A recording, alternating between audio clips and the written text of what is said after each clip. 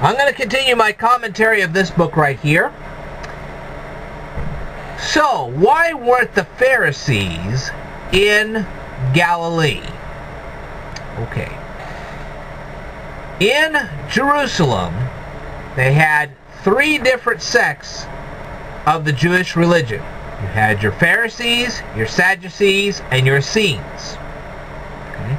Now, to give you the kind of the equivalent of here in the United States, we have churches, but we have different denominations. Now, you would think with one Torah that everybody would interpret that the same way, especially since God Himself wrote most of the Torah. Okay? You would think it would be that simple. But it depended on how you interpreted what God wrote as to whether you followed the Pharisees, the Sadducees, or the Essenes. Isn't that nice? Alright, so why wouldn't the Pharisees get out of Jerusalem very often? Well, because their attitude was everything had to be done at the temple. Prayers, study, sacrifices, the whole 9 yards. It would have been sacrilegious for them to ever leave Jerusalem. They only did it in the gravest of emergencies, where they actually had to go to the Galileans and help them reinterpret the Torah. Okay? So they wouldn't leave too often. But you say, well, Jesus had conflicts with these Pharisees in Galilee. Well, it wasn't the big Pharisees that He had a conflict with. It was their understudies. Okay? These Pharisees would have understudies. They would be scribes. These people would be fully capable of reading and writing. They were very smart people. They had a well-rounded education. That was due to the Pharisees that they were understudying from. Okay?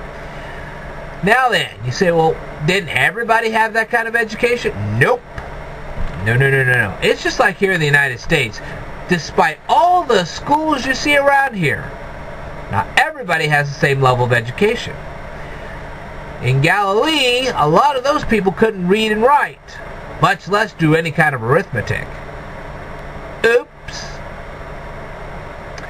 So, what these Pharisee understudies would do is they would be sent by the Pharisees over to Galilee to try to make those people accept their version of the Torah. And that's where the problem lied, because Jesus was giving a completely different interpretation of the Torah.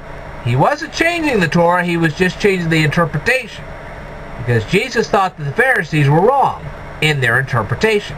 So He was giving a different interpretation.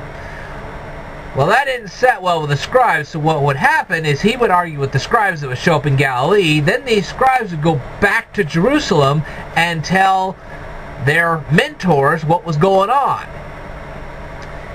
Well, you can imagine how unpleased these Pharisees actually were. So by the time Jesus showed up in Jerusalem, they were ticked off. And that's when it started leading to the plot, which ultimately knocked off Jesus. Okay. Now you say, well, Jesus had arguments with the Sadducees as well. Well, the Sadducees had a different interpretation of the Torah. Unfortunately, it was not the way Jesus wanted it to be interpreted. So He had a conflict with them too. Listen, when it came to the ruling elites of the Torah, they just didn't interpret things the way God wanted them to. And Jesus taught them that.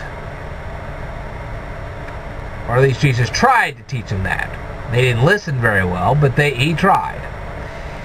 But that's just it. Jesus knew that the peasants of Galilee would accept His message better than the Pharisees and the Sadducees and the Essenes. That's why He went to the Galileans first, then He went to Jerusalem.